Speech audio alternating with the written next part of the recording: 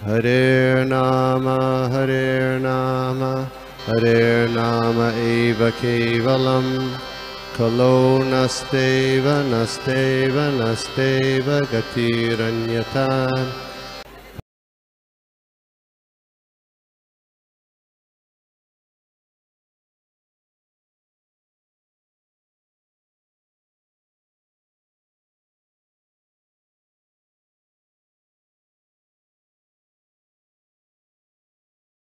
हरे कृष्णा। सभी के चरणों में दंडवत प्रणाम। ओम नमो भगवते वासुदेवाय। ओम नमो भगवते वासुदेवाय। ओम नमो भगवते वासुदेवाय। ओम नारायणं नमस्कृत्य नरं चैवं नरोत्तमं देवीं सरस्वतीं व्यासं ततो जयाम् उदीरयेत्। नष्टप्रायेषु अभद्रेषु नित्यं भागवत सेवया भगवती उत्तम श्लोके भक्तिर्भवती नैष्ठकी। नमो विष्णुपदाय कृष्णपृष्ठाय भूतले श्रीमते भक्ति वेदांत स्वामिनिति नामिने नमस्ते सारस्वते देवे गौरवाणी प्रचारिणे निर्विशेष शून्यवादी पाश्चात्य देशतारिणे। जय श्री प्रभुपाद। हरे कृष्णा। सभी के चरणों में प्रणाम। आज हम एकत्रित हुए हैं तीसरे स्कंद के 16वें अध्याय का समरी हम जानेंगे। अगर इसका मैं प्रयास करूंगी कि जितना भी इस वर्सेस में कवर हुआ है, टोटल 37 वर्सेस है, श्लोकास है, आई मीन 16वें स्कंद में, उसको हम कवर करने की कोशिश करेंगे। हरे कृष्णा। चैप्टर 16 का जो शीर्षक है वो है वैकुंठ के 2 द्वारपालों जय विजयों को मुनियों द्वारा शाप। तो यहाँ तक हमने देखा था कि जैसे चतुष्कुमार 7वें द्वार तक पहुंचे और जय विजय ने उनको रोका, और फिर कैसे उन्हें मुनि जो जय विजय को चतुष्कुमारों ने श्राप दिया था, तो उसके रिलेटेड ये 16वां जो अध्याय है वो चलेगा। तो यहाँ पर है, देखिए यहाँ पर हम देखते हैं कि ब्रह्म उवाच आता है, मतलब ब्रह्मा जी के कई श्लोक है इसमें। फिर भगवान उवाच, खुद भगवान यहाँ पर संवाद कर रहे हैं। और चतुष्कुमार उवाच, मतलब 4 कुमार, मतलब ऋषि ऊचुहु, मतलब चतुष्कुमार भी इसमें उनके कुमारास के जो रिएक्शंस है वो यहाँ पर हमें देखने मिलेंगे। और फिर ये तीन यहाँ पर जैसे ब्रह्मा यहाँ पर हमें कुछ संदेश देंगे, भगवान हमें कुछ बताएंगे, चतुष्कुमार भी उनकी रिएक्शंस बीच में हमें बताएंगे। तो हम देखते हैं अभी इन वर्सेस को। तो जो पहला वर्स है यहाँ पर ब्रह्मदेव है वो ही शुरुआत करते हैं। तो ब्रह्मा जी कहते हैं यहाँ पर कि मुनि जो है, मतलब चतुष्कुमार जो है, उनके जो शब्द है वो भगवत धाम में निवास करने वाले पूर्ण पुरुषोत्तम भगवान ने इस प्रकार कहा। मतलब वो ब्रह्मा जी हमें बता रहे कि कैसे भगवान क्या क्या आगे हमें बताने वाले हैं। तो यहाँ पर इस चैप्टर में ज्यादातर ब्राह्मणों की स्तुति, ब्राह्मणों के विषय में जो ज्ञान है, ब्राह्मणों के गुणों के बारे में, और भगवान स्वयं ब्राह्मणों के बारे में क्या सोचते हैं, इसका इस अध्याय में हमें ज्यादातर नॉलेज यहाँ पर मिलता है। तो सेकेंड अध्याय में हम सेकेंड वर्स में हम देखते हैं कि श्री भगवान उवाच, मतलब यहाँ से भगवान बताना शुरू करते हैं। तो यहाँ पर भगवान हमें क्या बता रहे हैं कि जय विजय नामक मेरे इन परिचरों ने मेरी अवज्ञा करके आपके प्रति महान अपराध किया है। मतलब 4 कुमार जब एंटर करना चाह रहे थे 7वें द्वार से, जय विजय ने उनको रोका। फिर भगवान स्वयं अपने पूरे पैराफेरनेलिया के साथ में वहां तक आए, और जैसे ही चतुष्कुमारों ने भगवान के चरणों के तुलसी पत्र का दर्शन किया, उसका सुगंध लिया, तो उनमें जो परिवर्तन आया और उनके जो रिएक्शंस आए। तो यहाँ पर भगवान खुद, मतलब जय विजय जो उनके द्वारपाल है, जो वैकुंठ के द्वारपाल है, जो भगवान के भक्त है, तो उन्होंने जो उनको रोककर अवज्ञा करी है मेरे परिचारों ने, मतलब मेरे सेवकों ने जो आपकी अवज्ञा करी, उसके लिए महान अपराधी आपके प्रति अपराध किया है। मतलब भगवान जो है यहाँ पर अतिक्रमम शब्द सूचित यहाँ पर आया है इस वर्ष में। वो हमें बताता है कि भक्त का अपमान करते समय मनुष्य क्या करता है, भगवान की ही उपेक्षा कर देता है। मतलब भगवान के भक्त का जो अपमान है वो भगवान स्वयं का अपराध की तरह ही भगवान के भक्तों का अपराध है, वो माना जाता है। तो श्रील प्रभुपाद हमें भगवान यहाँ पर परपट में श्रील प्रभुपाद हमें वही बताना चाहते हैं कि भगवान जो है जब भी स्वयं वो द्वार तक आए, उनको पता चला था कि जय विजय और चतुष कुमारों के बीच में कुछ हो रहा है, तो मुझे वहां पर उपस्थित होना जरूरी है मेरे सेवकों को बचाने के लिए। मेरी इसीलिए वो भगवान जब खुद आए तो भगवान समझ गए थे कि असली में चतुष कुमार जो है वो मुझे देखने के लिए आए हैं, और जब वो मेरे चरण कमलों का दर्शन करेंगे तभी उनका जो मन है वो प्रसन्न हो जाएगा, और वो मेरे जय विजय जो मेरे सेवक हैं उन्होंने जो अपराध किया है उसको वो क्षमा कर देंगे।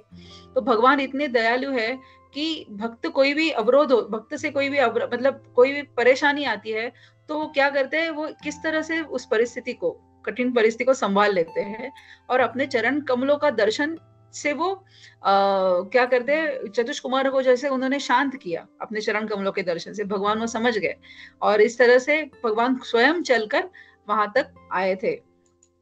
तो उनके भक्त जो होते हैं भगवान के, जैसे चतुष कुमार के बारे में हम यहाँ पर जान रहे हैं, तो उनके चरण कमलों का दर्शन पाने से ही मतलब उनको रोका गया था भगवान के दर्शन से, इसीलिए क्या किया, भगवान खुद चलकर वहां तक आए थे।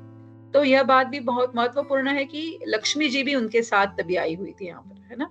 तो लक्ष्मी देवी सामान्य व्यक्तियों को नहीं दिखती, जैसे हम जैसे जो भौतिक जीव है वो लक्ष्मी की नाना तरह की पूजा अर्चना करते हैं उनको प्रसन्न करने के लिए, लेकिन लक्ष्मी जी है वो सामान्य व्यक्तियों को नहीं दिखती, किंतु भगवान इतने कृपालु है कि अगर उन मतलब भक्त ऐसे सम्मान की कामना नहीं की थी कि लक्ष्मी जी भी साथ उनके समक्ष प्रकट, मतलब चतुष कुमारों ने ये सोचा नहीं था कि चतुष कुमार या फिर भगवान ने भी ये नहीं सोचा था कि मैं लक्ष्मी जी के साथ जाऊंगा तो मुझे कुछ स्पेशल सम्मान मिलेगा, नहीं, लेकिन भक्त के खुशी के लिए लक्ष्मी जी और भगवान स्वयं वहां पर चल के आए थे।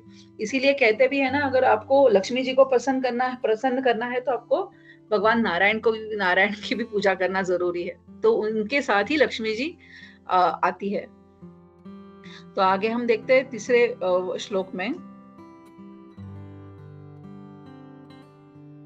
कि भगवान कहते हैं कि हे मुनि, मतलब वो चतुष कुमारों को मुनि करके उच्चारण कर रहे हैं कि आप लोगों ने जो ये दंड दिया है वो मैं उसका अनुमोदन करता हूँ, मतलब मैं क्या करता हूँ उसकी मैं अनुमतः मतलब अनुमोदित करता हूँ, क्योंकि आप मेरे भक्त हैं। भगवान ऐसे तीसरे वर्ष में उनको बता रहे हैं, मतलब यहाँ तक जो आए थे हम लोग कि हमने देखा था कि चतुष कुमारों ने ऑलरेडी उनको श्राप दिया है जय विजय को, तो अभी भगवान उस प्रॉब्लम को सुलझाने के लिए स्वयं वहां पर लक्ष्मी देवी के साथ में प्रकट हुए हैं। तो चौथे वर्ष में हम देखते हैं कि इसमें अपने द्वारा किया गया अपराध मानता हूं, मतलब जो भगवान कह रहे हैं यहाँ पर कि ये जो पहले ये जो सेकंड नंबर से लेके 12 नंबर तक भगवान हुआ, मतलब भगवान ही बात कर रहे हैं, है ना। सेकंड नंबर से का वर्ष से 12 नंबर के वर्ष तक हम देखेंगे कि भगवान ही बात कर रहे। तो पहले तो भगवान आए हमने देखा, और फिर भगवान ने क्या कहा कि लक्ष्मी जी के साथ पधारा है, और उन्होंने क्षमा मांगी कि मेरे ही परिचारकों से सेवकों से अपराध हुआ है, और आगे अभी भगवान बता रहे हैं कि इसको मैं जो अपराध मेरे सेवकों से हुआ है उसे मैं अपने द्वारा ही किया गया अपराध मानता हूँ, और इसीलिए मैं आपसे क्षमा चाहता हूँ। देखिए भगवान का मन कितना बड़ा है कि हम कहते हैं कि भगवान सदैव ब्राह्मणों और गौओं की रक्षा के लिए, इस पर श्रील प्रभुपाद हमें बताते हैं कि भगवान सदा ब्राह्मणों और गौओं की रक्षा के लिए का पक्ष लेते हैं, है ना। तो गो ब्राह्मण हिताय च हम कहते हैं। तो हम देखेंगे कि यहाँ पर अपने सेवकों की रक्षा के साथ साथ भगवान ने क्या किया है, चतुष कुमार जो ब्राह्मण है उनके पक्ष से वो आए हैं, उनका पक्ष ले रहे हैं, और क्या कर रहे हैं, उनकी जो अपराध हुआ है मेरे जय विजय सेवकों से उसके लिए वो खुद क्षमा मांग रहे हैं। तो हम देखेंगे कितनी बड़ी बात है कि यहाँ ध्यान देना होगा हमें कि भगवान द्वारा इस अध्याय में वर्णित ब्राह्मण की महिमाएं अनेक भक्त ब्राह्मण या वैष्णव की द्योतक है, मतलब यहाँ पर ब्राह्मणों की बात हो रही है, तो यहाँ पर भक्तों की बात हो रही है। सिर्फ ब्राह्मण मतलब जन्म से जो ब्राह्मण है उनकी नहीं बात हो रही है, जो भक्त ब्राह्मण है वैष्णव है उनकी यहाँ पर बात हो रही है। तो यहाँ पर ऐसा नहीं होना चाहिए कि तथाकथित ब्राह्मण है जो कि ब्राह्मण परिवार में उत्पन्न हुआ है उनके बारे में यहाँ पर बात नहीं हो रही है, कि किंतु जिनमें कई भी ब्राह्मण गुण नहीं पाए जाते, है ना। क्योंकि हम देखते हैं आजकल अगर हम पूजा के लिए अगर किसी ब्राह्मण को घर में बुलाते हैं, अगर वो शुद्ध ब्राह्मण मिलना भी बहुत मुश्किल है इस युग में, तो अगर ब्राह्मण घर में आते हैं तो अगर माचिस की तीली अगर निकालने के लिए जाते हैं तो उनके पैकेट से सिगरेट का पैकेट भी कभी कभी बाहर निकल आता है। तो इसका मतलब है कि ब्राह्मण की शुद्धता के यहाँ पर बात करी जाती है कि ब्राह्मण शुद्ध मिलने भी कितने मुश्किल है आज। तो इसीलिए हम ये जो यहाँ पर इस वर्ष में बात हो रही है, ये उन ब्राह्मणों की नहीं हो रही है जो जन्म से ब्राह्मण है, ये इनके लिए हो रही है जो भक्त ब्राह्मण है या फिर वैष्णव का द्योतक है, उनके बारे में यहाँ पर भगवान बात कर रहे हैं। और उन्हीं की रक्षा के लिए और गौओं की रक्षा के लिए भगवान खड़े रहते हैं। तो 5वें वर्ष में हम देखेंगे कि किसी सेवक द्वारा किए गए गलत कार्य से सामान्य तौर पर लोग उसके स्वामी को दोष देते हैं, है ना। कि अगर हम देखेंगे कहीं हम लोग बाहर जाते हैं तो अगर उसके जैसे सिक्योरिटी गार्ड, या अगर हम यहाँ पे गार्ड सिक्योरिटी जो जय विजय जो है वो द्वारपाल है, उनके अगर बारे में बात करते हैं तो हम क्या सोचते हैं कि देखिए चाय से भी कितली कितनी गर्म है, कहते हैं ना, जैसे कि शायद वो ओनर शांत होंगे, लेकिन ये देखो जो खड़े हैं यहाँ पर द्वारपाल, वही कितने मतलब एरोगेंटली हमसे बात कर रहे हैं, हमको अंदर एंट्री नहीं करने। उसी तरह से हम क्या करते हैं, हमेशा स्वामी को दोष देते हैं, उसके ओनर को दोष देते हैं, और क्या कहते हैं कि मतलब उनके ऊपर हम इजीली कभी कभी ऐसे भी कहा जाता है ना कि अगर बेटी को पहचानना है तो उनकी जो माता है उनका व्यवहार देखकर और मम्मी ने जो संस्कार क्या दिए होंगे उसका हमें समझ आता है, या फिर पेरेंट्स ने क्या संस्कार दिए होंगे। उसी तरह से जो स्वामी है उनको अगर बेटी ने अगर अच्छी तरह से व्यवहार, बेटा बेटी कोई भी अगर अच्छी तरह से व्यवहार नहीं कर रहे तो इनडायरेक्टली उसका ब्लेम उनके पेरेंट्स इनडायरेक्टली जाता ही है। तो उसी तरह से यहाँ पर क्या हो रहा है, स्वामी को दोष लगेगा, मतलब इसीलिए भगवान खुद यहाँ पर आए हैं। तो भक्तों को दोष रहित रहना चाहिए। यहाँ पर श्रील प्रभुपाद हमें परपट में बताते हैं जो भक्त है भगवान के उनको क्या होना चाहिए, दोष रहित हमेशा, मतलब उनको कोई भी उनमें डिफेक्ट्स नहीं होने चाहिए, क्योंकि भक्तों द्वारा कोई भी अपराध जो है वो भगवान पर दाग है। इसीलिए कहते हैं ना कि हमने अगर दीक्षा ली है तो हमसे अगर कोई अपराध होता है तो उसका इफेक्ट जो है हमारे गुरु को भुगतना पड़ता है। उसी तरह से अगर भक्त के द्वारा कोई भी अपराध अगर होता है तो उसका दाग भगवान पर लग जाता है। सो भक्त का क्या कर्तव्य तब बनता है कि अपने साथ जो बर्ताव कर रहे हैं तो विशेष रूप से भगवान के अन्य भक्त के साथ अपने बर्ताव में सदैव हमें सचेत रहना चाहिए, मतलब हमेशा हमें अलर्ट रहना चाहिए, क्योंकि हम भी भक्त है, सामने वाले भी अगर भक्त है, तो हमें भक्तों को कभी भी, डिवोटीज हो नॉन डिवोटीज हो, ये तो अपराध ही है कि हमें उनको कभी भी हर्ट नहीं करना चाहिए, उनके साथ हमें कभी भी मिसबिहेव नहीं करना चाहिए। हमें हमारी जो बर्ताव है, जो वैष्णव एटिकेट्स है, उसको हमें हमेशा फॉलो करते रहना चाहिए।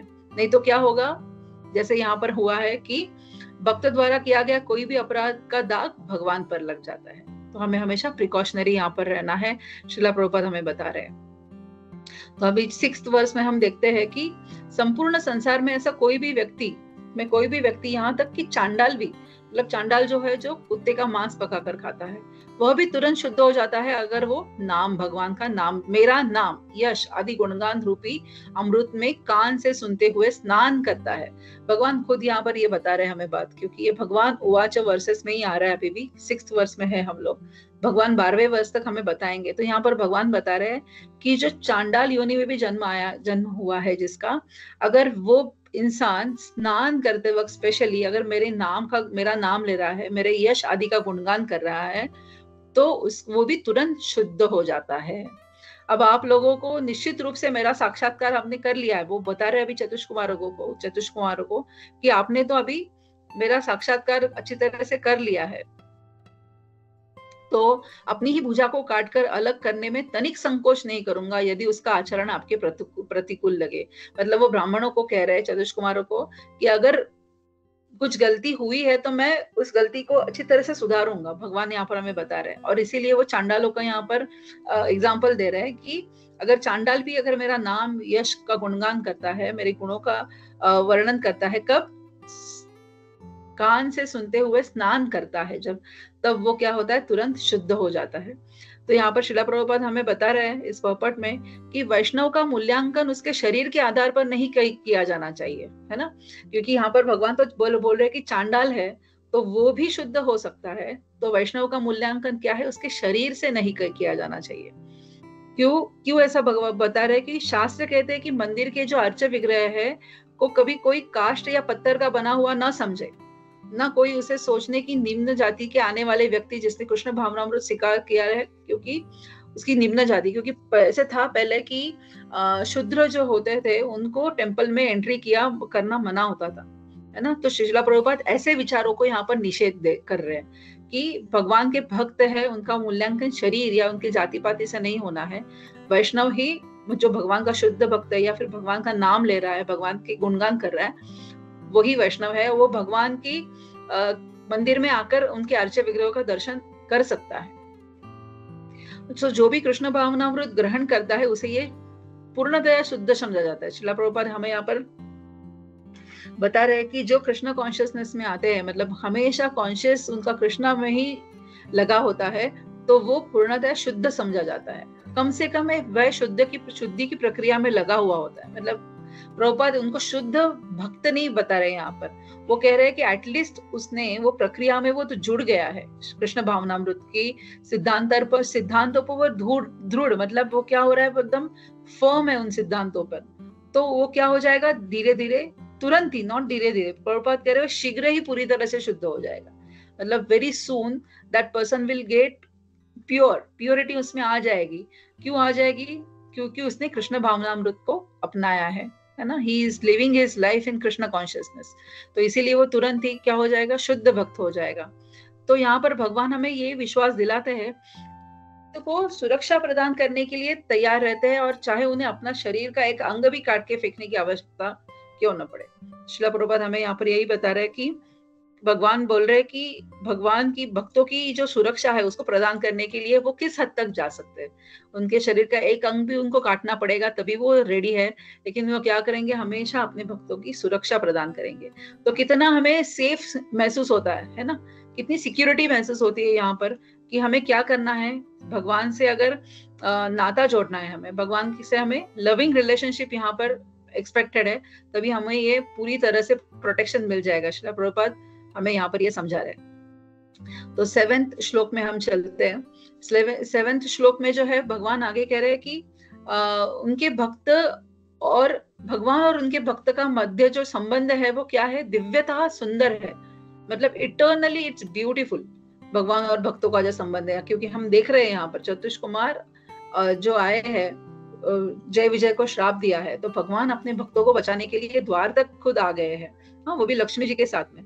तो हम यहाँ पर देख रहे हैं कि भगवान और भक्तों के बीच का संबंध जो है वो कितना मधुर है, कितना दिव्य भी है। जिस तरह भक्त भगवान की सेवा करने के लिए सदैव उत्सुक रहता है, उसी तरह भगवान भी भक्त की सेवा करने के लिए उत्सुक रहते हैं, है ना। ऐसा नहीं समझेंगे हम यहाँ पर कि हम ही सिर्फ सेवा करे जा रहे हैं, है ना, टेम्पल में जा रहे हैं सेवा कर रहे हैं, या फिर घर में भी बैठकर भगवान की ऑल्टर में सेवा कर रहे हैं, उनको प्रसाद बनाकर हम ऑफर कर रहे हैं, खाना बनाकर। ऐसा नहीं कि हम भगवान की सेवा कर रहे हैं अकेले, लेकिन एट द सेम टाइम भगवान भी हमें उस भक्ति का भाव देकर उनकी तरफ हमें अट्रैक्ट कर रहे हैं। तो ये भी एक भगवान की सेवा ही हुई यहाँ पर। तो भौतिक जगत में लक्ष्मी जी जो है वो लक्ष्मी जी की कृपा पाने के लिए जैसे लोग बहुत सारी कठोर तपस्या करते हैं, अनुष्ठान करते हैं, यज्ञ करते हैं, लेकिन भगवान का भक्त जो है वो किसी भी असुविधा को सहन कर पाता है, इसीलिए भक्त वत्सल के रूप में विख्यात है। मतलब भगवान क्या करते हैं, हमेशा भक्तों की सुरक्षा में तत्पर रहते हैं, इसीलिए उनको भक्त वत्सल भी कहा जाता है।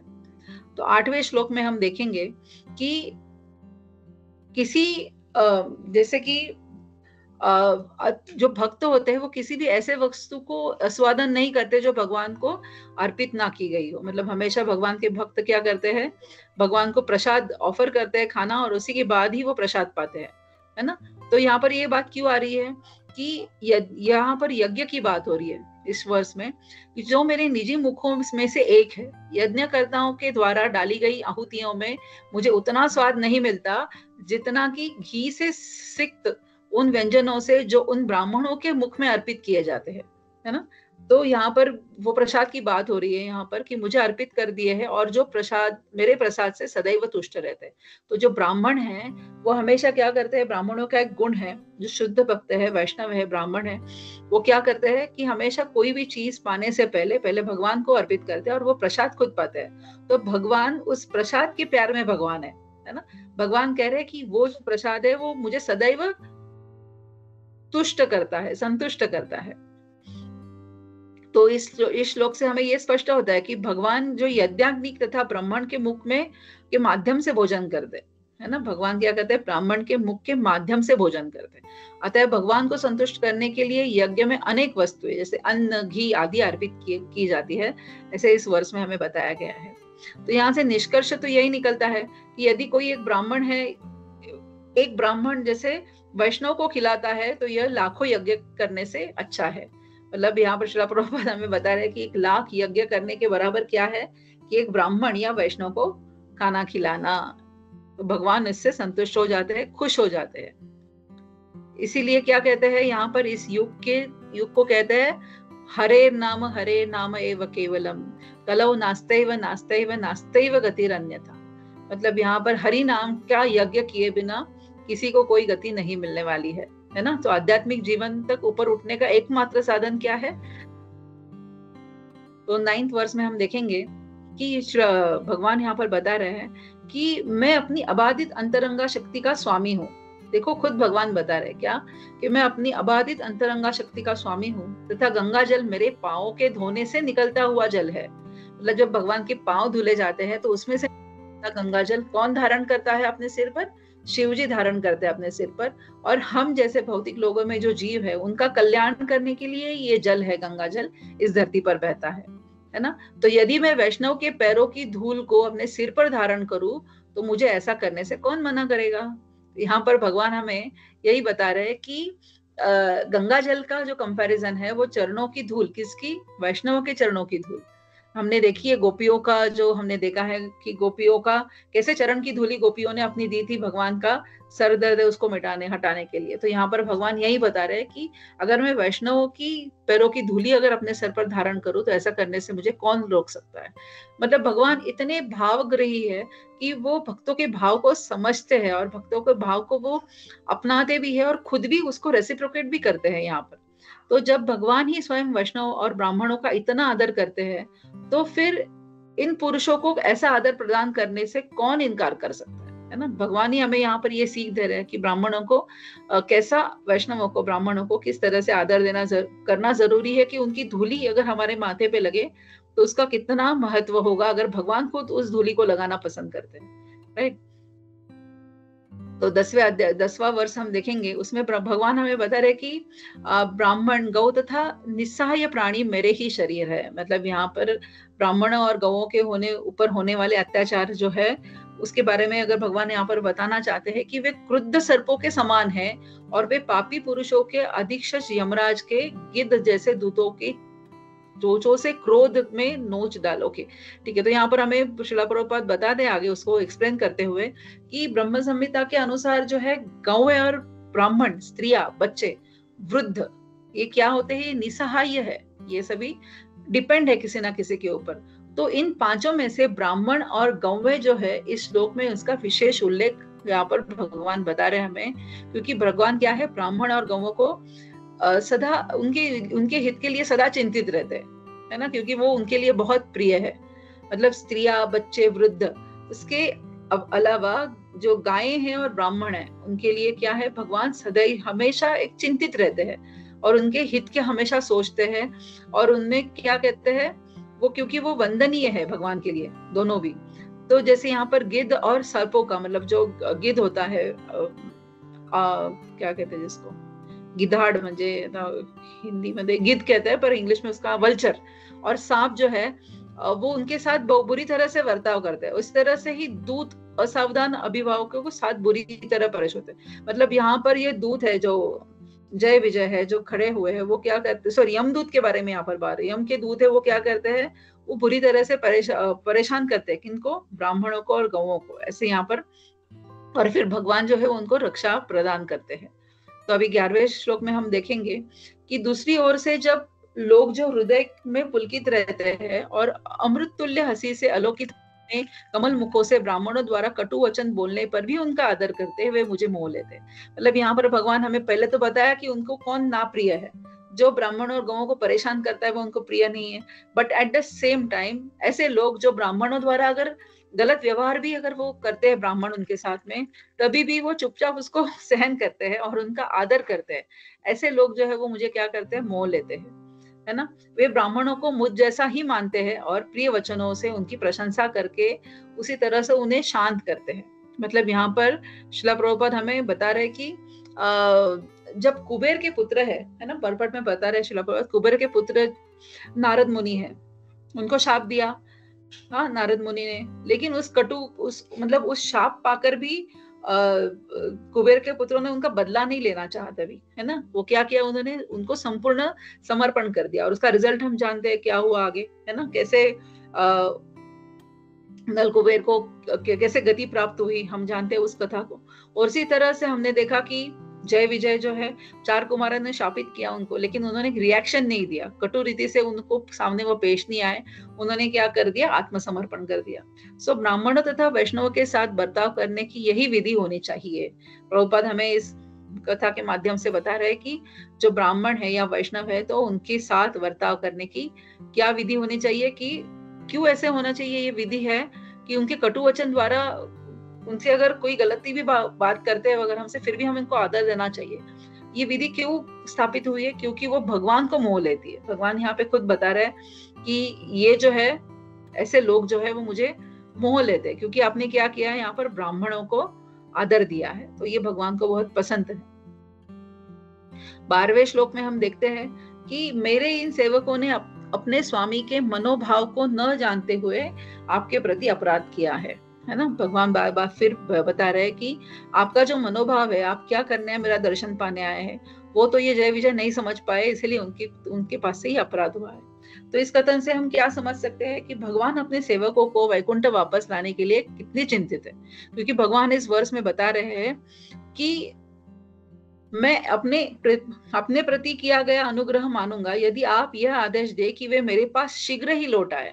उस श्लोक का जो अर्थ है, उसमें भगवान उनको रिक्वेस्ट करे कि आप ये ऐसा उनको अनुग्रह करें कि ये जो भक्त है, उनको आपने श्राप दिया है, वो इतना आपने बड़ा श्राप दिया है कि हमेशा के लिए नीचे के लोगों में जाए, लेकिन ऐसा ना करते हुए आप ऐसे अरेंजमेंट्स करें कि वो शीघ्र ही मेरे पास लौट आए और उनका निर्वासन काल शीघ्र ही समाप्त हो जाए। मतलब उनके निचले लोगों में जो उनको अपने डालने का जो श्राप दिया है, वो जल्दी खत्म करके ये वापस मेरे पास जल्दी लौट आए। ऐसे भगवान चतुष्कुमारों को यहाँ पर बता रहे हैं। तो क्यों बता रहे हैं, क्योंकि भगवान क्या है, अपने जो भक्त है वो वापस अगर उनका डाउनफॉल हो रहा है तो वो चिंतित है कि वो तुरंत मेरे पास लौट कर आए। इसलिए भगवान जो है, श्रील प्रभुपाद हमें बता रहे हैं ना, कि जितना इंटेंसिटी से हम भक्ति करते हैं और जाना चाहते हैं भगवान के पास, उससे कहीं ज्यादा इंटेंसिटी से भगवान चाहते हैं कि हम उनके पास वापस आए, क्योंकि क्यों, वो हमारे लिए चिंतित है, राइट। तो यहाँ पर जय विजय का पतन का मतलब ये भगवान क्या कह रहे हैं कि एकमात्र ये घटना है। ऐसे शब्दों को जल्द से जल्द वैकुंठ ऐसे भक्तों को जल्द से जल्द वैकुंठ वापस लाने के लिए भगवान सदैव चिंतित रहते हैं। भगवान अपने भक्तों पर इतने दयालु है कि उन्होंने द्वारपालों के अपराध का सारा भार अपने ऊपर ले लिया है। हाँ, क्योंकि भगवान इतने दयालु है कि उन्हें अपने द्वारपालों से जो गलती हुई है पूरा अपने ऊपर वो भार ले लिया है, और वो माफी भी मांग रहे हैं और मुनियों से प्रार्थना भी कर रहे हैं कि आपने जो उनको सजा दी है उसको कम करो और उनको जल्दी से जल्दी आप वैकुंठ वापस ले आओ। तो यहाँ तक 12वें श्लोक तक भगवान का जो कहना है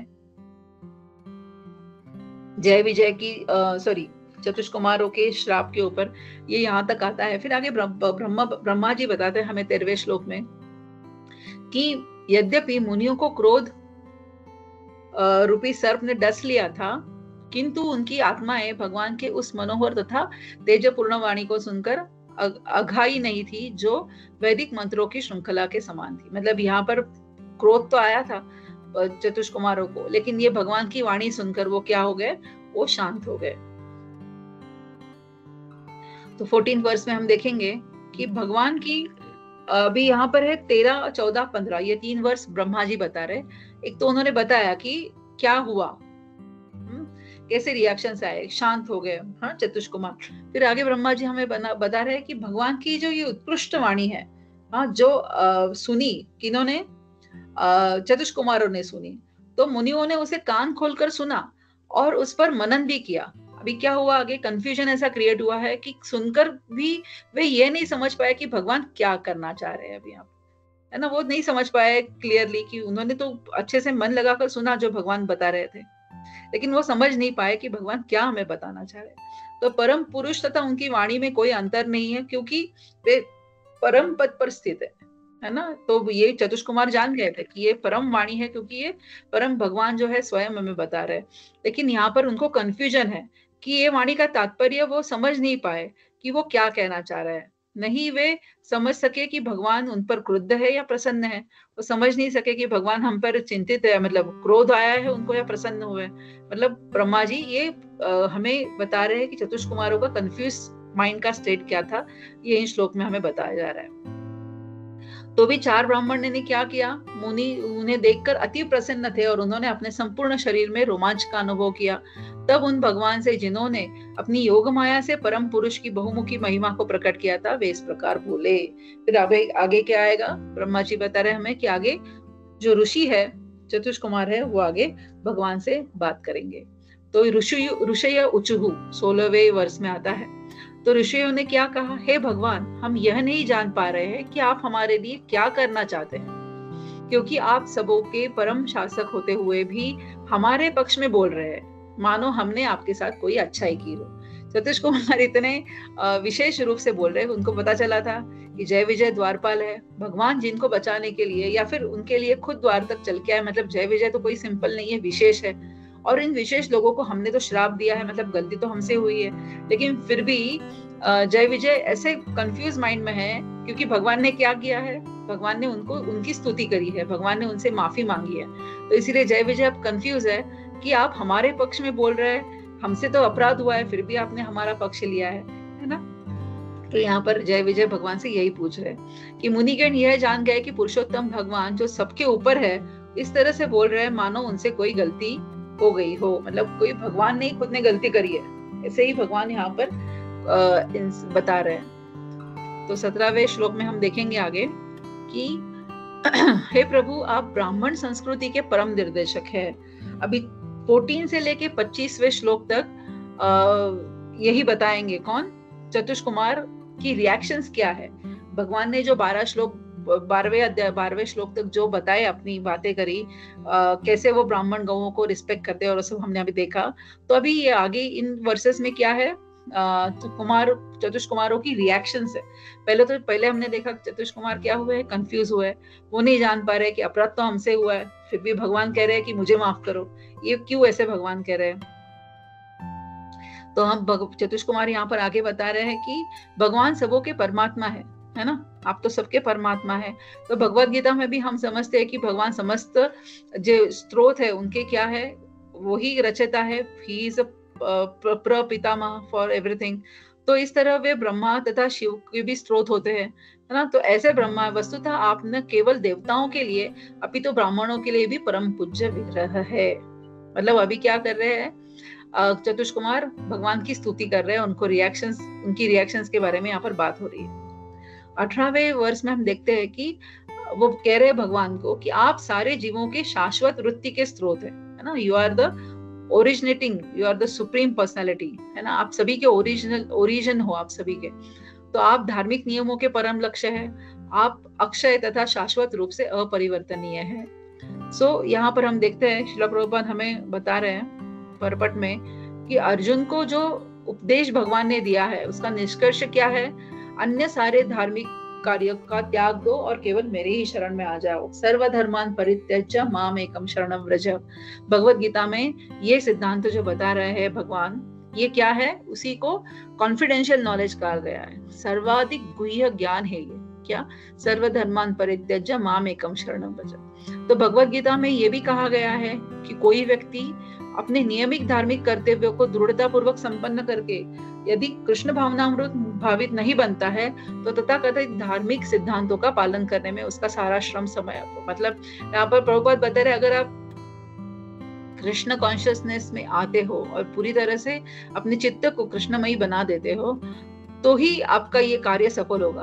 अदरवाइज ये क्या है, सब अपव्यय है, मतलब वेस्ट ऑफ टाइम है। अदर देन दैट आप जो कुछ भी करते हो, that everything is waste of time. तो मुनिगण इस बात पर हमें बल देना चाह रहे हैं कि यद्यपि भगवान अहैतु की कृपा से यह कहते हैं कि वे ब्राह्मणों तथा वैष्णवों की पूजा करते हैं, किंतु वस्तुतः भगवान ने केवल ब्राह्मणों तथा वैष्णवों द्वारा पूजित है, अपितु देवताओं द्वारा भी पूजित है। मतलब यहाँ पर भगवान का इतना बड़कपन है कि वो खुद बोल रहे हैं है ना कि मैं ब्राह्मणों और गौओं की पूजा करता हूँ, लेकिन चतुष कुमार ये जानते हैं कि भगवान है, ये परम सत्य है, और वो ना केवल ब्राह्मण लेकिन जो डेमिगॉड्स है वो भी उनकी पूजा करते हैं। तो अगले 19 वर्स में हम देखते हैं कि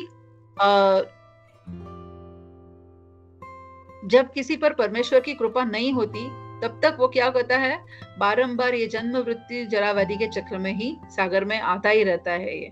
और यहाँ तक कहा गया है कि योगी जन या आध्यात्मवादी लोग भगवान की कृपा से अज्ञान का सागर पार कर जाते हैं।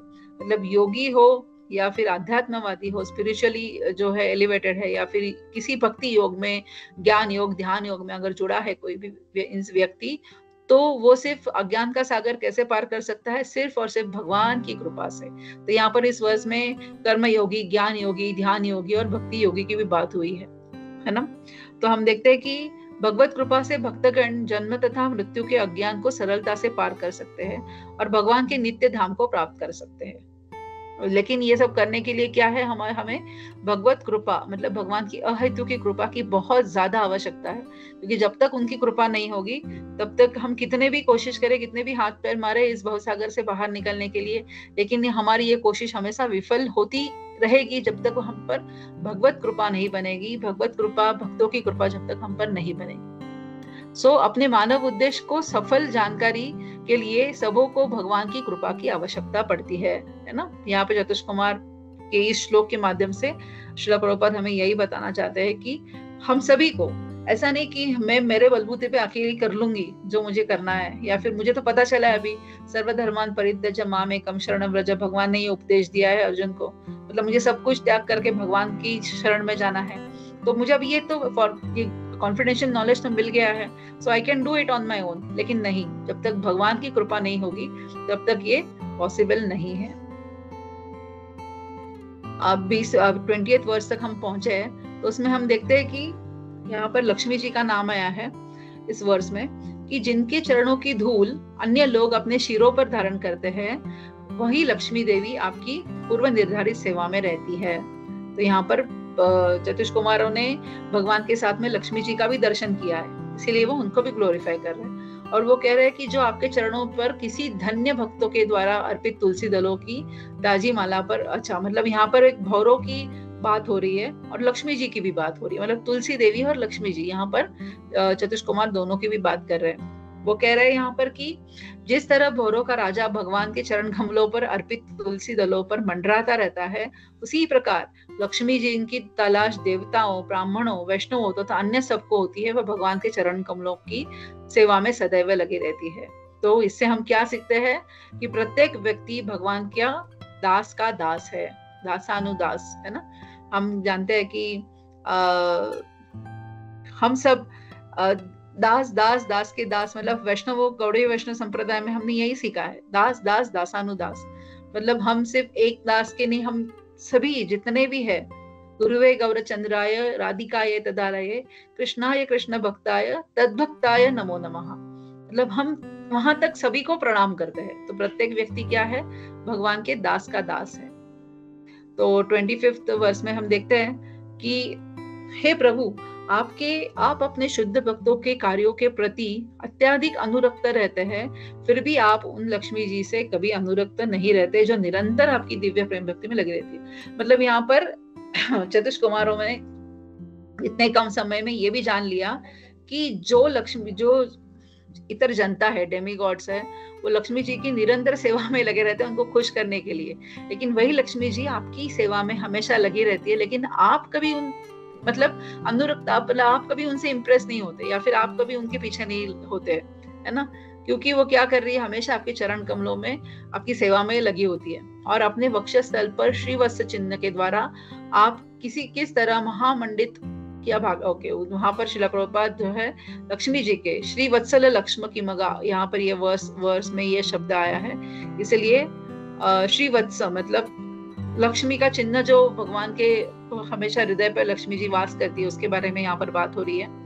कि ब्रह्म संहिता में भी हमें ये कहा गया है कि वैकुंठ लोक में लाखों लक्ष्मियां जो है वो भगवान की सेवा में लगी हुई है, लेकिन ऐसे ऐश्वर्य से वो विरक्त रहने की भावना से उनमें किसी के प्रति भी अनुरक्त नहीं, मतलब भगवान उनमें कभी भी अनुरक्त नहीं होते। भगवान में ये जो 6 ऐश्वर्य है कौन से ऐश्वर्य? संपत्ति, यश, बल, सौंदर्य, ज्ञान और त्याग। ये क्या है? असीम, मतलब पूर्ण मात्रा में मौजूद है। इसलिए भगवान उस लक्ष्मी जी की सेवा में जो उनकी हमेशा लगी रहती है, लेकिन भगवान उनसे कभी अनुरक्त नहीं होते। तो भगवान अपने ऐश्वर्य के लिए किसी की कृपा पर आश्रित नहीं है ना, ना कि लक्ष्मी जी की कृपा पर भी वो आश्रित नहीं है। वे क्या है? सदैव क्या उनको कहा जाता है? आत्माराम। मतलब वो सभी मात्रा में, सभी उनके पास ऐश्वर्य इतनी पूरी मात्रा में है कि लक्ष्मी जी खुद उनकी सेवा कर रही है ना।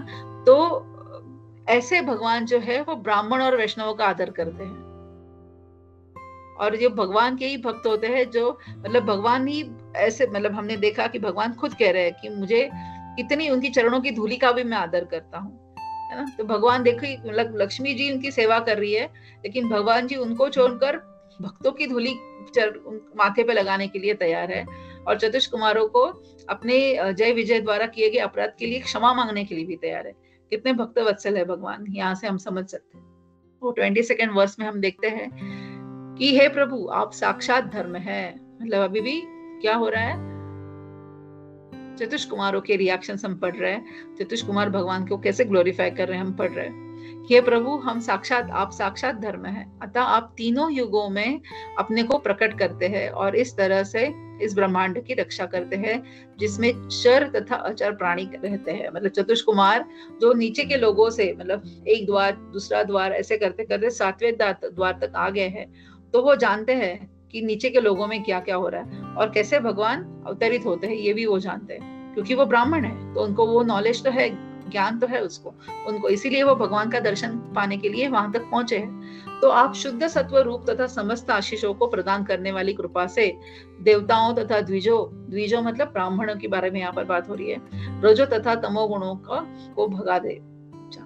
तो यहाँ पर भगवान श्लोक में मतलब सत्य युग, द्वापर युग, त्रेता युग में कैसे भगवान प्रकट होते हैं ये कहा गया है। और यहाँ पर श्रील प्रभुपाद भी परपट में अच्छे से हमें समझा रहा है कि 3 युग में जो धार्मिक सिद्धांत है उनकी रक्षा 3 प्रकार से की जाती है ना। वो कैसे? नाम, जिनका नाम है तप, शौच और दया।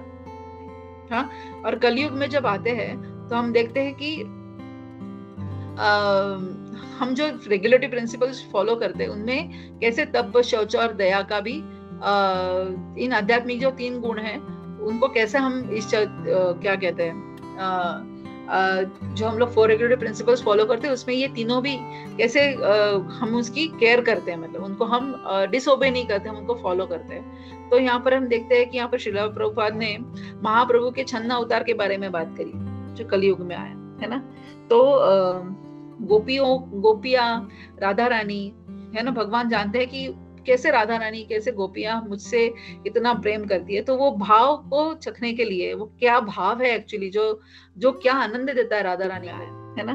तो गोपियां, राधा रानी है ना, भगवान जानते हैं कि कैसे राधा रानी, कैसे गोपियां मुझसे इतना प्रेम करती है, तो वो भाव को चखने के लिए, वो क्या भाव है एक्चुअली जो क्या आनंद देता है राधा रानी को, कि वो जो ऐसी कौन सी चीज है जो मुझसे प्यार करने के लिए उनको मजबूर करती है, ऐसा जो कौन सा भाव है उसको चखने के लिए भगवान महाप्रभु के चैतन्य मतलब महाप्रभु के रूप में इसमें यहाँ पर अवतरित हुए हैं, है ना, चैतन्य महाप्रभु के रूप में। तो यहाँ पर हम देखेंगे कि कृष्ण भावनामृत आंदोलन के लिए 3 पाप कर्म है जिनकी मनाही की जाती है। जैसे मैंने अभी कहा था कि अवैध यौन संबंध, मादक द्रव्य मतलब इंटॉक्सिफिकेशन, और भगवान को प्रसाद अर्पित करते बिना किए भोजन पाना, ये क्या किया है? तपस्या, शौच तथा दया के सिद्धांतों पर आधारित है। तो यही इसीलिए श्रील प्रभुपाद ने ये 4 रेगुलेटरी प्रिंसिपल्स बनाए थे। तो 4 कुमारों की प्रार्थनाओं द्वारा इंगित किए गए इन सिद्धांतों का पालन उन भक्तों द्वारा किया जाना चाहिए जो कृष्ण भावनामृत में लगे हुए हैं। तो ये जो प्रार्थना कर रहे हैं 4 कुमार, और उसमें ये जो मेंशन हो रहा है, तो उसका पालन अगर हम कृष्ण भावनामृत में हमेशा रहना चाहते हैं तो हमें करना कितना इंपॉर्टेंट है, ये वर्स को रिलेट करके श्रील प्रभुपाद हमें बता रहे हैं। 23rd वर्स में हम देखेंगे कि कह रहे हैं चतुष कुमार की, हे प्रभु आप सर्वोच्च द्विजों के रक्षक है ना। पूजा तथा मृदु वचनों को अर्पित करके उनकी रक्षा न करे तो निश्चित है कि पूजा का शुभ मार्ग उन सामान्य जनों द्वारा परित्यक्त कर दिया जाएगा जो आपके बल तथा प्रभुत्व पर कर्म करते हैं। तो यहाँ पर ब्राह्मण, क्षत्रिय तथा वैश्य, तो क्या कह रहे हैं यहाँ पे, ये तीनों भी द्विज है, किंतु इनमें से क्या है, ब्राह्मण जो है वो श्रेष्ठ है, और कैसे आप उनकी सेवा करते हो या फिर कैसे आप उनकी रक्षा करते हैं। तो यदि समाज के महापुरुष या नेता ब्राह्मणों तथा वैष्णवों का विशेष सम्मान नहीं प्रदान करते, है ना, अगर यहाँ पे जो नेता है या फिर राजा है, जो महापुरुष है, जो चलाते हैं इस संसार, मतलब उस पर्टिकुलर जनता को जो फॉलो करते हैं, अगर वो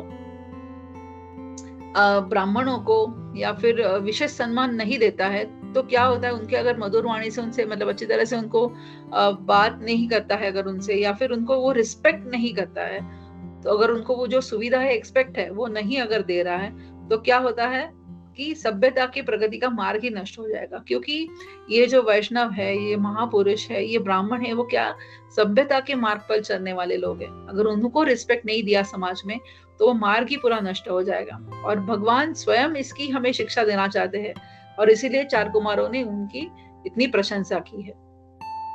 24th वर्ष में हम देखेंगे, वो कह रहे, अभी भी भगवान को कह रहे, प्रिय प्रभु, आप नहीं जानते कि शुभ मार्गों को विनष्ट किया जाए, क्योंकि आप समस्त शिष्टाचार के आगार है। और इसीलिए वो जान गए अभी कि ये ब्राह्मणों को इतना, भगवान वैष्णवों को, ब्राह्मणों को, भक्तों को इतना क्यों ऊंचा दर्जा दे रहे हैं। अगर वो ऊंचा दर्जा भगवान खुद नहीं देंगे, तो यद्यत आचरति श्रेष्ठ तत्तद एवेतरो जना, अगर जैसे श्रेष्ठ आचरण करते हैं उसी तरह से सभी आचरण करेंगे। भगवान इसको जानते हैं, इसलिए भगवान खुद ही गौओं को, वैष्णवों को, ब्राह्मणों को आदर दे रहे हैं। तो चतुष कुमार ये जान गए, और वो कहते हैं कि अगर आप समस्त शिष्टाचार के आगार है, मतलब आप ही मूल है सबका, इसीलिए आप कर रहे हो, इसीलिए क्या होगा, जो जनता है, जो सामान्य लोग हैं, वो भी इसको फॉलो करेंगे, है ना। आपके विनित व्यवहार से आपकी शक्ति घटती नहीं, प्रत्युत इस विनम्रता द्वारा आप अपनी दिव्य लीलाओं का प्रदर्शन करते हैं। तो हमें भगवान कृष्ण के जो आविर्भाव है, उनके भाव को हमें देखना चाहिए। इस भाव को, जिस भाव से चतुष कुमार उनकी प्रार्थना कर रहे हैं अभी, है ना, तो कृष्ण की इच्छाओं से तथा अर्जुन की माध्यम से कुरुक्षेत्र युद्ध में जो बल का प्रदर्शन हुआ था, वो भी आवश्यक था। क्योंकि जब लोग धार्मिक बन जाते हैं तो बल आवश्यक होता है। इस संदर्भ में अहिंसा धूर्तता है। ओके, तो यहाँ पर श्रील प्रभुपाद उसको यहाँ पर जोड़ रहे हैं कि कभी कभी बल प्रदर्शन करना भी आवश्यक है। अगर नहीं किया गया तो क्या हो जाएगा, हर जगह पे अधर्म बढ़ेगा, है ना। इसलिए धर्म को बचाने के लिए बल प्रदर्शन करना, अधर्मिक मतलब उसको, अधर्म को काटने के लिए, धर्म का पालन होने के लिए कभी कभी बल प्रदर्शन करना भी जरूरी है। और इस अहिंसा को क्या कहा जाता है, धूर्तता है। मतलब इस संदर्भ में अहिंसा क्या है, धूर्तता से उसको एक डिवोटी समझ सकता है। जैसे भगवान ने जाना कहाँ पर मुझे क्या करना है ना, कब युद्ध करना है, कब उनको समझाना है दुर्योधन को। ऐसे नहीं कि डायरेक्टली युद्ध हुआ, पहले उन्होंने कितने सारे अपॉर्चुनिटीज लिए, दुर्योधन को अलग अलग तरीके से बताना चाहा क्या सही है क्या गलत है, लेकिन वो समझ नहीं पाए कभी, इसीलिए वो युद्ध हुआ कुरुक्षेत्र का। लेकिन तभी भी वो भी जरूरत था बल प्रदर्शन करना। तो 25th वर्ष में हम देखते हैं कि हे प्रभु, आप इन दोनों निर्दोष व्यक्तियों को या हमें जो भी दंड देना चाहेंगे उसे हम बिना द्वैत के स्वीकार करेंगे। मतलब यहाँ पर अभी देखेंगे कि चतुष कुमार जान गए कि हमसे जो गलती हुई है, तो उन्होंने भगवान को इतना ग्लोरीफाई किया, बताया कि भगवान का क्या अप्रोच है, वो क्यों है, क्योंकि वो परम भगवान है। और यहाँ पर वो अभी बोल रहे हैं कि आप जो कुछ भी दंड हमें देंगे उसके लिए हम तैयार है, क्योंकि अब उन्हें ये चेत हुआ है कि भगवान की सेवा में लगा रहने वाला व्यक्ति किसी भी अवस्था में दोषी नहीं हो सकता, है ना। हालांकि जयन विजय ने हमें रोक तो लिया है द्वार पर, लेकिन अभी ये उनको जान गया है कि क्या है कि भगवान का जो भक्त है वो कभी गलत नहीं हो सकता। अभी इतने ही कुमार, जो चतुष कुमारों की रिएक्शन जो आई, उसके बाद भगवान अभी एक वर्ष और कहेंगे, 26 नंबर वर्ष। तो भगवान ने इन सब सुनने के बाद एक उत्तर दिया चतुष कुमारों को। भगवान क्या कह रहे हैं, हे ब्राह्मणों, यह जान लो कि तुमने उनको जो दंड दिया है वह मूलतः मेरे द्वारा निश्चित किया गया था। अतः वे आसुरी परिवार में जन्म लेने के लिए पतित होंगे, किंतु वे क्रोध द्वारा वर्धित मानसिक एकाग्रता द्वारा मेरे विचार से मुझसे दृढ़ता पूर्वक संयुक्त होंगे। मतलब यहाँ पर अभी भगवान क्या कर रहे हैं, सब ये जो घटना घड़ी उसकी ओनरशिप ले रहे हैं। वो कह रहे हैं कि ये सब हुआ है, आपने जो उन्हें दंड दिया है ये सब किसने निश्चित किया है? कि मैंने ही डिसाइड किया है। और कैसे जय विजय का पतन होगा और वह कैसे असुर बनेंगे, हाँ, और कैसे वापस मेरे मेरे मेरे भक्ति में जुड़कर कैसे मेरे पास वापस आएंगे, ये सब मेरा ही प्री प्लान है ना। भगवान अभी बता रहे हैं चतुष कुमारों को। तो ये फ्लैशबैक हो गया, अभी तो सॉरी क्लाइमैक्स हो गया स्टोरी का। अब तो जो हो रहा था, भगवान ने माफी मांगी, सब कुछ किया, फिर चतुष कुमार ने भी उसको एक्सेप्ट किया। चतुष कुमार तो कंफ्यूज हो गए और चतुष कुमार कह रहे हैं कि आप ही बताओ, आप हमें दंड दे सकते हैं हमारी गलती के लिए। लेकिन आगे 26 वर्ष में बता रहे हैं कि ये सब मेरा ही प्लान है। तो भगवान ने कहा कि मुनियों द्वारा जय तथा विजय जो द्वारपाल है, उनको जो दंड दिया गया है, ये योजना जो है भगवान द्वारा ही बनाई गई थी, है ना। तो भगवान क्या है यहाँ पर इस कथा में, राइटर, प्रोड्यूसर, डायरेक्टर सब वही है। उन्होंने ही कथा लिखी है, वो खुद ही उसमें एक्टिंग भी कर रहे हैं, है ना, एक्टर भी है, और उसको वो आगे नरेट भी कर रहे हैं। तो वो कह रहे हैं कि ये सब प्लान तो है वो मेरा ही है। तो जब वे किसी के साथ युद्ध करना चाहते हैं तो उन्हें शत्रु खोजना पड़ता है, किंतु वैकुंठ लोक में भी शत्रु नहीं है, कोई भी शत्रु नहीं है, एक भी शत्रु नहीं है। इसलिए वो क्या कर रहे हैं, सारे लोग भगवान की सेवा में पूर्णतः लगे हुए हैं। कहाँ पर? वैकुंठ लोक में। इसीलिए कभी कभी वे अपने युद्ध में उत्साह प्रकट करने हेतु इस भौतिक जगत में अवतार रूप में आते हैं। श्रील प्रभुपाद हमें परपट में एक्सप्लेन करते हैं कि हमें ये समझ लेना चाहिए, क्या समझना चाहिए, कि प्रत्येक घटना के पीछे भगवान की योजना होती है। तो ये भगवान का ही प्लान है जो उन्होंने यहाँ पर हमें बताया है। तो 27th वर्स से 37th वर्स, मतलब अभी आखिर के जो 10 वर्स है वो अभी ब्रह्मा जी हमें उसको क्या करेंगे, समराइज करेंगे। तो ब्रह्मा जी हमें बता रहे हैं यहाँ पर कि वैकुंठ के जो स्वामी पूर्ण पुरुषोत्तम भगवान को आत्मज्योतित वैकुंठ लोक में देखने के बाद मुनियों ने वह दिव्य धाम छोड़ दिया। भगवान ने जब बताया कि ये मेरा ही प्लान है, मैंने ही उसको जो है वो एग्जीक्यूट किया है, ताकि वो युद्ध के उस रस को चखना चाहते थे। तो अभी क्या हुआ, ये सब होने के बाद चतुष कुमार जो है वो उन्होंने वो भगवान का जो दिव्य धाम था वो छोड़ दिया। तो यहाँ पर हम देखते हैं कि जैसे श्रील प्रभुपाद हमें बताते हैं कि वैकुंठ लोक के निवासी भौतिक जगत में कभी वापस नहीं आते, किंतु जय विजय जो है उनकी घटना भिन्न प्रकार की। वो कैसे अलग है, क्योंकि जय विजय द्वार पर ही रुके थे, वो उन्होंने वैकुंठ लोक में एंट्री नहीं की थी। इसीलिए वो क्या हुआ, वैकुंठ लोक से वो वापस चले गए, नीचे वापस लौट गए। 28 वर्स में हम देखेंगे ब्रह्मा जी हमें बता रहे हैं कि मुनियों ने भगवान की प्रदक्षिणा की, उन्हें नमस्कार किया तथा दिव्य वैष्णव ऐश्वर्य को जान लेने पर अत्यधिक हर्षित होकर लौट आए। मतलब उन्होंने दर्शन लिया भगवान का, लक्ष्मी जी का दर्शन लिया, उनकी प्रदक्षिणा भी की, उन्होंने उनको नमस्कार किया और उनका जो दिव्य ऐश्वर्य उनको जाना उन्होंने, और वो वापस लौट आए। 29th वर्स में हम देखते हैं क्या हुआ आगे। तब भगवान ने अपने सेवकों जय तथा विजय से कहा, इस स्थान से चले जाओ, किंतु डरो मत, तुम लोगों की जय हो। यद्यपि मैं ब्राह्मणों के शाप को निरस्त कर सकता हूँ, किंतु मैं ऐसा नहीं करूंगा, प्रत्युत इसे मेरा समर्थन प्राप्त है। मतलब देखिए ब्रह्मा जी बता रहे हैं हमें यहाँ पर कि भगवान ने क्या क्या जय विजय को कहा कि तुम यहाँ से अभी चले जाओ, मतलब जो तुम्हारा श्राप मिला है नीचे के लोगों में जाने का, वो जाओ आप वहां पर, लेकिन तुम्हें डरना नहीं है। क्यों? क्योंकि तुम लोगों की जय हो। यहाँ पर श्रील प्रभुपाद हमें बता रहे आगे, केवल ब्राह्मण शाप के कारण वैकुंठ के वासियों का इस भौतिक जगत में वापस आना असंभव होता, क्योंकि चतुष कुमार ब्राह्मण है, उनके श्राप देने से वैकुंठ लोक से कोई नीचे गिरे ये तो असंभव था। क्यों संभव हुआ? क्योंकि भगवान उसे चाहते थे, है ना।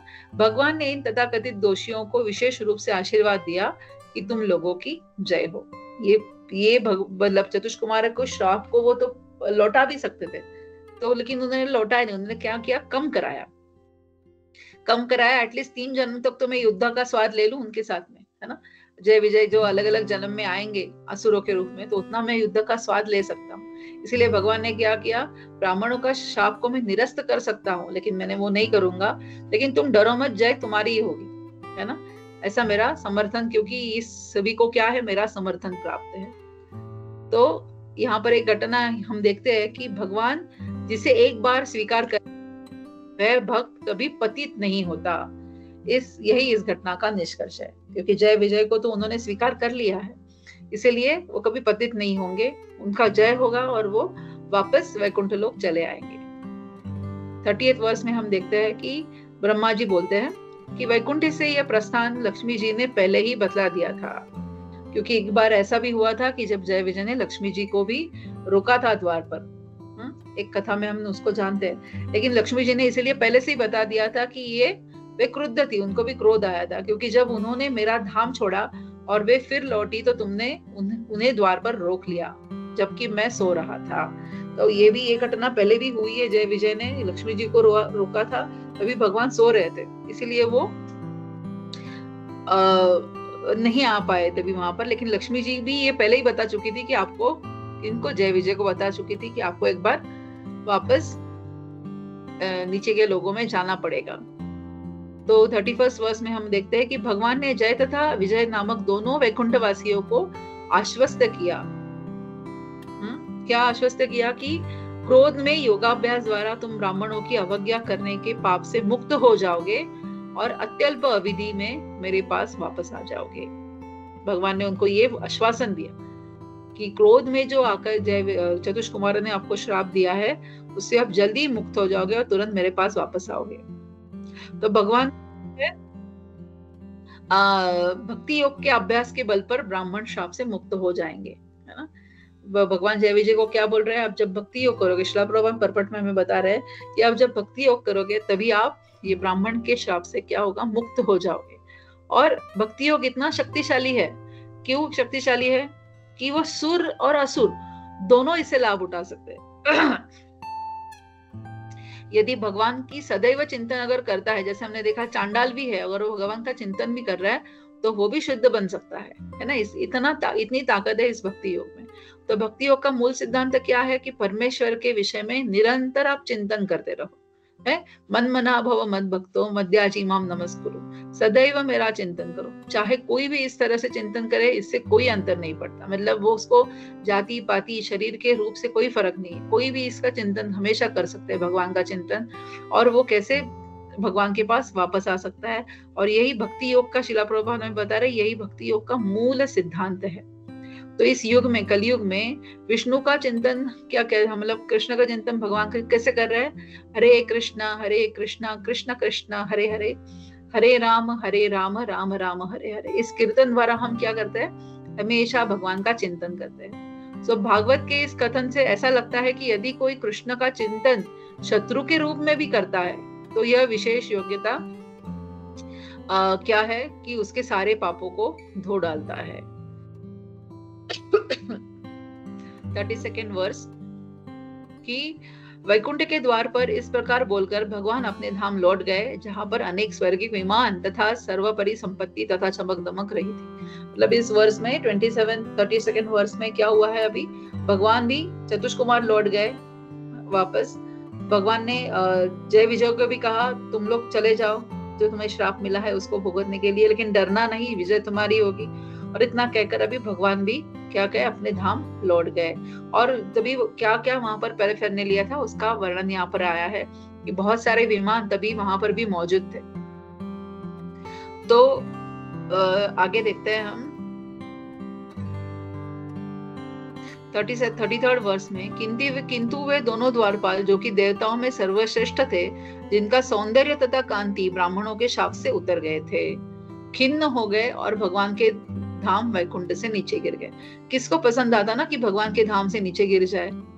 क्योंकि वो नीचे गिरना था, इसीलिए इतना इफल्जन था वो दोनों में भी, जय विजय में। वो पूरा उनका जो इफल्जन था वो ब्राह्मणों के शाप से पूरा उतर गया और वो वैकुंठ से नीचे गिर गए। 34th वर्ष में हमें ब्रह्मा जी बता रहे हैं कि तब जब जय विजय भगवान के धाम से गिरे तो अपने भव्य विमानों में बैठे हुए सारे देवताओं ने निराश होकर उत्कट हाहाकार किया, क्योंकि उन्होंने देखा कि वैकुंठ धाम से किसी का पतन हो रहा है।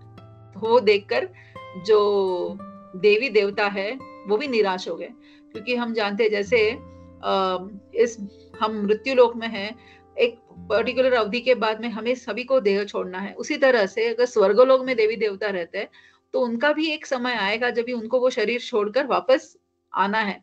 तो उन्होंने जब देखा अरे वैकुंठ लोक में जो है, जहां से किसी का पतन नहीं होता, जहां पर देवी देवता भी जाना चाहते हैं, इसीलिए वो मनुष्य का जन्म लेने के लिए भी तैयार है, क्योंकि जितना कम समय में हम भगवान की भक्ति करके वापस वैकुंठ धाम चले जाए, तो वहां से भी किसी का ये देखकर क्या हुए, वो भी उन्होंने उत्कट हाहाकार कर दिया। तभी ब्रह्मा जी इस कथा का ऐसा वर्णन कर रहे हैं। तो ब्रह्मा जी ने आगे कहा कि भगवान के उन दो प्रमुख द्वारपालों ने अब दिति के गर्भ में प्रवेश किया और कश्यप मुनि के बलशाली वीर्य से वे आवृत हो चुके हैं।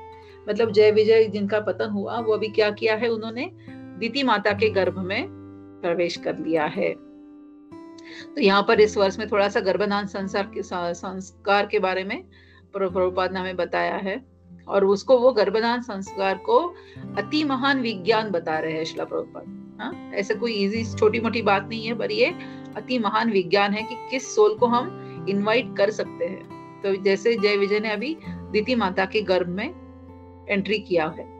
तो आगे देखेंगे 36 वर्ष में, ये इन जुड़वा असुरों का तेज है। ब्रह्मा जी क्या बता रहे हैं, जो सब जगह पर जिसने तुम्हें सबों को विचलित किया है, क्योंकि इसने तुम्हारी शक्ति को कम कर दिया है, किंतु मेरी शक्ति में कोई इसका उपचार नहीं है। भगवान स्वयं ही यह सब करना चाहते हैं। हाँ, मतलब जब डेमीगॉड्स ने भगवान ब्रह्मा जी के पास गए है ना, पूछने के लिए कि ये सब यहाँ पर अंधेरा हो गया है, वो जो कुछ भी उनको सिम्टम्स दिखे हैं, इससे देवी देवताएं पूरे डर गए हैं। तो ब्रह्मा जी क्या बोल रहे हैं कि इसका मेरे पास कोई सोल्यूशन नहीं है। आप विचलित हो गए हो ये ठीक है, लेकिन इसका सोल्यूशन मेरे पास कुछ नहीं है। क्यों नहीं है? क्योंकि उसका उपचार कौन जानते हैं? स्वयं भगवान ही करना जानते हैं। वो ही चाहते कि वो उसका उपचार करे, तो वही आकर करेंगे। I can't help in it, है ना, ब्रह्मा जी ने ऐसे बता दिया है। किनको? डेमीगॉड्स को। तो देवताओं को यह भी सलाह दी गई है कि इस घटना का निवारण करने का प्रयास न करे, क्योंकि यह भगवान द्वारा आदेशित थी। क्योंकि ये भगवान द्वारा ही आदेशित है, भगवान की इच्छा है, उन्हीं के नियंत्रण में ये पूरी कथा जो हमने सुनी वो हुआ है। जय विजय दिति माता के गर्भ में आ चुके हैं, तो इनका सब नियंत्रण किसके पास है? मेन डायरेक्टर कौन है इन स्टोरी का? भगवान खुद है। इसीलिए वो उनके आदेश से ही होगा कि आप खुद भी कोई प्रयास न करें उसको सुधारने का। ऐसा ब्रह्मा जी किन्हें बता रहे? डेमीगॉड्स को बता रहे, देवी देवताओं को बता रहे। सो सभी परिस्थितियों में क्या है? भगवान की इच्छा पूरी होकर रहती है। हम ये जानते हैं कि भगवान की इच्छा क्या होती है, जो कुछ इच्छा भगवान होती है करते हैं, उसको वो पूरी कर ही रहते हैं। तो लास्ट वर्स है 37 नंबर। ब्रह्मा जी बता रहे, हे प्रिय पुत्रों, किनको बोल रहे हैं? डेमीगॉड्स को बोल रहे हैं, देवी देवताओं को बोल रहे हैं। हे प्रिय पुत्रों, भगवान प्रकृति के 3 गुणों के नियंता है और वे ब्रह्मांड की सृष्टि, पालन तथा संहार के लिए उत्तरदायी है। मतलब जब भगवान कोई व्यवस्था करते हैं तो उसमें मनुष्य को विचलित नहीं होना चाहिए, भले ही उसकी गणना मतलब वो, क्योंकि उस मनुष्य को वो तभी लग रहा होगा कि ये शायद गलत है मेरे लिए, लेकिन उसको क्या होना चाहिए? कभी विचलित नहीं होना चाहिए। क्यों? क्योंकि हर चीज जो है वो भगवान की व्यवस्था में कंट्रोल में ही हो रही है। जैसे हमने देखा हरिदास ठाकुर को, श्रील प्रभुपाद पर्पट में बता रहे हैं कि हरिदास ठाकुर को कितने सारे 22 बाजारों में उनको पीटे गए थे वो, है ना, तभी काजी के हाथों से दंडित होना पड़ा था। इस प्रकार जैसे हमने देखा प्रभुपाद जीसस क्राइस्ट के बारे में बताते कि उनको क्रूस पर चढ़ाया गया था। प्रहलाद महाराज को कितने सारे यातनाओं से गुजरना पड़ा था, है ना। कृष्ण के प्रत्यक्ष मित्र जो है पांडव, उन्होंने अपना राज्य खो दिया, उनकी पत्नी अपमानित हुई, कितनी कठिन यातनाएं उनको सहनी पड़ी, लेकिन उसके बावजूद भी क्या हुआ? विपरीत परिस्थिति तो आई थी, लेकिन स्थितियों को भी भगवत कृपा के रूप में उन्होंने स्वीकार कर लिया। विपरीत परिस्थिति को भी उन्होंने क्या किया? भगवत कृपा मानकर उसको स्वीकार कर लिया। और ऐसा व्यक्ति जो विपरीत परिस्थितियों में भगवान की सेवा करता रहता है, वो आश्वस्त रहता है। मतलब भगवान जो है, और वो श्रील प्रभुपाद तो क्लियर बता रहे हैं, तो लोग को वापस जा सकता है ऐसा व्यक्ति जो विपरीत परिस्थिति में भगवान की सेवा करता है। तो वास्तविकता यह थी कि इसका आदेश भगवान द्वारा दिया गया था। ब्रह्मा इसे जानते थे क्योंकि वे महान भक्त थे और वे भगवान की योजना को समझ सकते हैं। मतलब यहाँ तक हमने देखा कि ब्रह्मा जी फुली अवेयर थे इसके बारे में कि भगवान का क्या प्लान है, वो समझ गए थे, और इसलिए उन्होंने देवी देवताओं को ये सब बताया, चतुष कुमारों का रिएक्शंस बताया, भगवान ने उनको क्या बोला, ये सब ब्रह्मा जी इस वर्ष में बता रहे थे। तो इस प्रकार श्रीमद् भागवत के तृतीय स्कंद के अंतर्गत वैकुंठ के 2 द्वारपालों जय विजय को मुनियों द्वारा शाप नामक 16वें अध्याय के भक्ति वेदांत तात्पर्य पूर्ण हुए। हरे कृष्णा।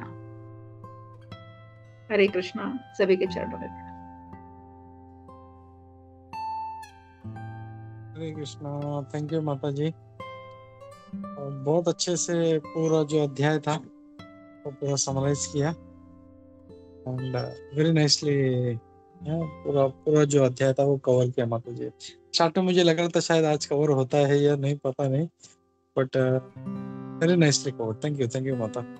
इसमें एक दो चीज जस्ट वांटेड टू से कि जैसे मैं कहा कि भगवान जो है अपने भक्तों का धूल अपने सर पे लेते हैं, गोपियों का एग्जाम्पल दिया, तो तभी मुझे याद आया भगवान जब छोटे से थे, बालक मे बी 2 years और 3 years छोटे से थे तब, और नंद बाबा का जो खड़ा होता था इतना बड़ा भारी वाला, वो अपने सर पे उठा के और लेके आते थे। जब भी उनको जाना होता था तो used to run small baby and वो अपना सर पे उठा के लाते थे।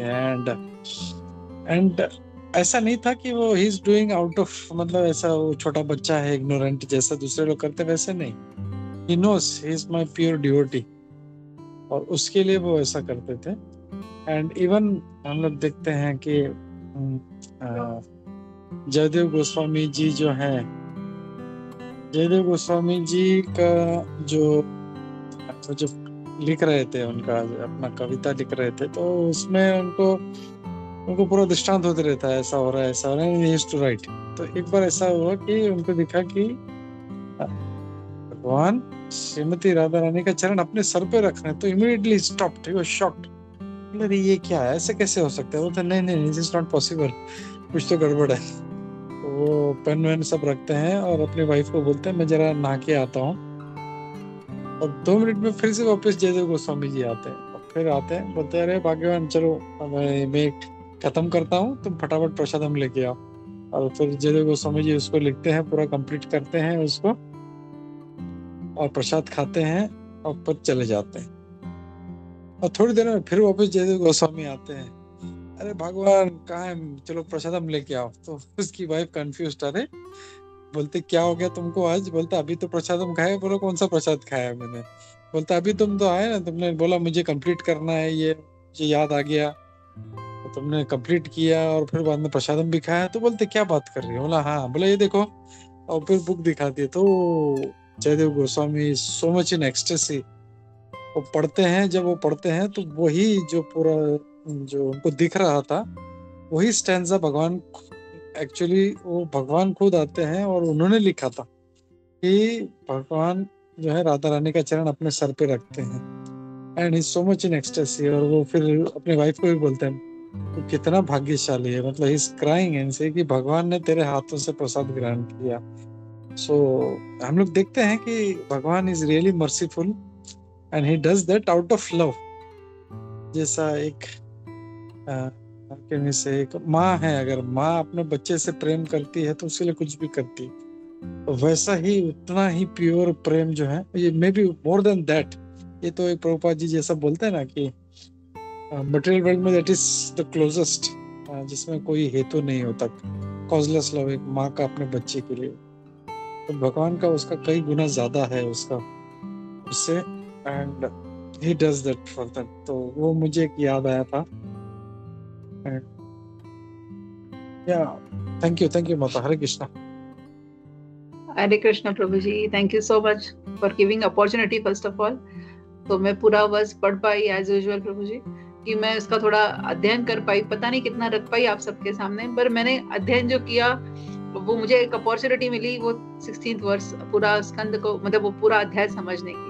Thank you so much. और आपने जो अभी पॉइंट्स ऐड किए, भगवान कितने भक्त वत्सल है, इससे समझ में आता है कि नॉट ओनली विद डेमीगॉड्स और कोई सुपर पर्सनालिटीज नहीं, जयदेव गोस्वामी जैसे गोस्वामी जो हमारे जैसे ही अगर दिखते रहे तो उनके लिए भी भगवान स्वयं आते हैं और उनकी पत्नी के हाथ से उन्हें प्रसाद पाया। सच ए वंडरफुल कथा। हरे कृष्ण। हरे कृष्ण माता जी। जैसे आपने स्टार्ट किया ना, तो इतने अच्छे से आपने समझाया कि ये अध्याय में क्या क्या है। ब्रह्मा जी कहते हैं, फिर भगवान कहते हैं, फिर चतुर कुमार कहते हैं, 3 लोगों की। ये बहुत मुझे अच्छा लगा। स्टार्टिंग में ही आपने इतने अच्छे से, और पूरा अध्याय एक लय में हो रहा था। बहुत सुंदर था माता जी। आपको, हम किसी को याद नहीं रहेगा एक एक श्लोका करके, लेकिन आपको पूरा याद रहेगा हमेशा। बहुत अच्छा लगा। और जैसे अभी प्रभु जी बोल रहे थे कि भगवान अपने भक्त के लिए कुछ भी कहना करते हैं, तो हम सबको पता है कि कैसे जब भीष्म जी ने प्रतिज्ञा ली थी कि 5 पांडवों को मार डालेंगे, तभी द्रौपदी को बोलते हैं कि आप आशीर्वाद लेने के लिए जाओ। और उसके भीष्म जी है, वो किसी के भी आहट से सुन लेते थे कि ये कौन है, लेकिन उसे तभी बोलते हैं कि आप अपनी चप्पल उतार के दो, और द्रौपदी की चप्पल अपने बाजुओं में दबा लेते। तो भगवान कितने भक्तवत्सल है, मतलब अपने भक्त के लिए कुछ भी करेंगे, कुछ भी करेंगे। हरे कृष्णा। वेरी ट्रू माता जी, वेरी ट्रू। वो भगवान मतलब भक्तों के लिए, वो कहते हैं ना, ही इज द राइटर भी वही है, डायरेक्टर भी वही है, सब वही करते हैं, लिखते भी वही है, उसको उसमें खुद एक्टिंग भी करते हैं, और भक्तों को हमेशा अपनी प्रेरणा से, मतलब जो भक्त वत्सलता है वो भी दिखाते हैं। और जितने हम उनसे प्रेम करने के लिए उत्सुक है, उससे कई ज्यादा वो हम पर प्रेम करते हैं। इसीलिए मतलब मैं तो मानती हूँ कि वी आर नथिंग, कि हम जो उठ के सवेरे थोड़ी बहुत साधना कर लेते हैं, या फिर दिन भर में हम ये गोपीमोहन प्रभु जी के माध्यम से हम जो ये डिस्कशन कर लेते हैं भागवतम की, ये सब उन्हीं की कृपा है हम पर, कि हम सब एक साथ जुड़े हुए हैं इस प्लेटफॉर्म पर। हरे कृष्णा माता जी, हरे कृष्ण। Thank you. जी माता जी, जैसे इस अध्याय में कहा गया है कि चांडाल भी अगर एक बार भी भगवान का नाम लेता है, तो भगवान मतलब वो सुन के ही इतना ये लगता है कि कितना भगवान कितना मर्सीफुल है। और लोग भगवान का नाम लेने के लिए बोले हरे कृष्णा बोलो तो चुप रह जाते, कुछ नहीं बोलते, हंसते। मुझे तो बोलती नहीं बोलो बोलो। बहुत लोगों का ऐसे बोलते नहीं है, और हरे कृष्णा बोलने के बाद हरे कृष्णा कह के जवाब भी नहीं देते। हरे कृष्णा। और स्टार्टिंग में अर्चना माता जी ने भी कीर्तन बहुत अच्छा किया। मैं सुन रही थी अपना काम करते करते, तो बहुत अच्छा लगा उनका कीर्तन, इसलिए उनको भी धन्यवाद। हरे कृष्णा। माता जी का वॉइस बहुत मेलोडियस है, पूरे मन से गाती है, और वो हरे कृष्ण। हरे कृष्णा माता जी, थैंक यू।